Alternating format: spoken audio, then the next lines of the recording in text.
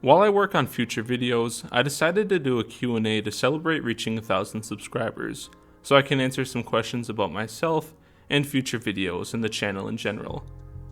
If you have any questions not in this video, feel free to ask them and I'll respond in a future Q&A. One Mega Alakazam 100 asked me, do you think about doing videos about UFOs or icebergs related to that?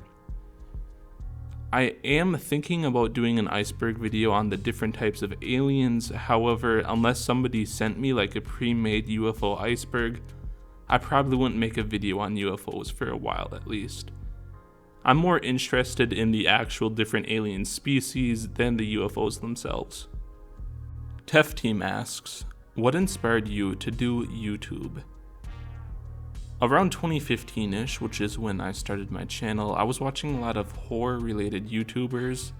Rob Gavigan, Mr. Nightmare, Scare Theater was a huge one, and I really enjoyed that type of video, so I decided to make my own channel. Brad asks, have any interests outside of YouTube? Do you like sports, and if you do, what are your favorite teams? For the first one, besides YouTube, I enjoy obviously playing The Witcher, as evidenced by a lot of videos on my channel, and I do, in my free time, study a lot of the stuff I talk about just for fun. I'll look through different internet mysteries, I read a lot of nonfiction when I can. I also really enjoy watching movies. Some of my favorites are the first and second Godfather, Unforgiven, and Silence. As for sports, I'm a huge basketball fan. Some of my favorite teams right now would be the Los Angeles Lakers, Denver Nuggets, Dallas Mavericks, and Milwaukee Bucks. Someone asks, why does everyone who makes iceberg videos sound the same? The answer to that question is that we are all one person. What got you into cryptozoology? When I was a kid, I was pretty into Scooby-Doo. I watched a lot of the cartoons, and there are a couple cryptids I remember watching at the time off the top of my head. I think the Chupacabra and the Loch Ness Monster were both in, I think, some of the Scooby-Doo direct-to-video animated movies, and I really enjoyed those. I also had a grandfather who's really into all sorts of mysterious stuff, the Tunguska explosion, cryptids, all sorts of stuff. And he also taught me a lot about cryptids, got me really interested into cryptids.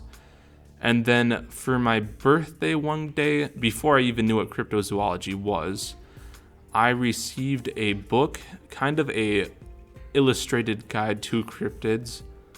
I think it was Mysterious Monsters. I'll look it up in a bit and put it on screen. But very informative, very fun book. I highly recommend it. I probably read it a dozen times at least, and that really got me started into cryptozoology. I started looking for other books. I eventually started looking online for cryptids, and it partially inspired me to do the Cryptid Iceberg video in the end. I did look through that book and all of the other books I have on cryptozoology to kind of form the first draft of the Cryptid Iceberg. Imminent Death, who is a very good horror gaming YouTuber, you should go check his channel out, asks, you ever just sit and realize how many of these cryptids there are? Absolutely yes. When I first started making the Cryptid Iceberg, I combined the cryptids I knew off the top of my head, like Bigfoot, Chupacabra, Loch Ness Monster, Yeti, the more obvious ones, and then a couple books I had on hand.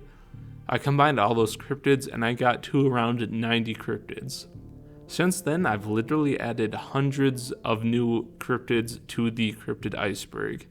I've found stories of cryptids from all 7 continents, multiple oceans, lakes, rivers, mountain ranges, all over the place, and it's extremely cool to know that there are hundreds of extremely interesting sightings and cases all across the world of cryptids. Once again, the final question for this video comes from one Mega Alakazam 100, who asks, is the Cryptid Iceberg finished? And the answer is no, and I'll kind of take you through my process of making the iceberg. So like I said before, I started off with an initial draft of about 90 cryptids.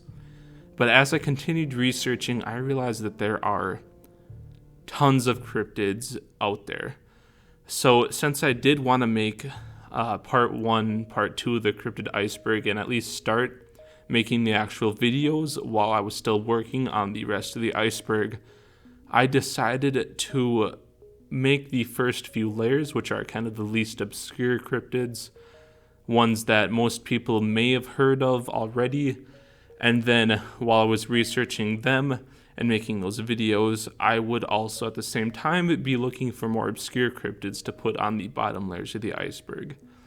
So while my process of adding cryptids has kind of slowed since, there are only so many cryptids in the world, I'm at about 600 right now, but I still add some if I see maybe a cool cryptid on Twitter or something.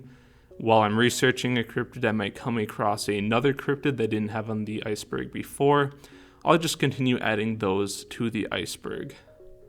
Eventually, if I ever finish the iceberg, get done with part 10, make it into a video, release it, and more cryptids pop up that I wasn't aware of while making the first iceberg, I might make a part 2 iceberg if I ever gathered enough cryptids. Like if I found 50 cryptids that weren't on the original iceberg, I would make a part 2 video with all 50 of them.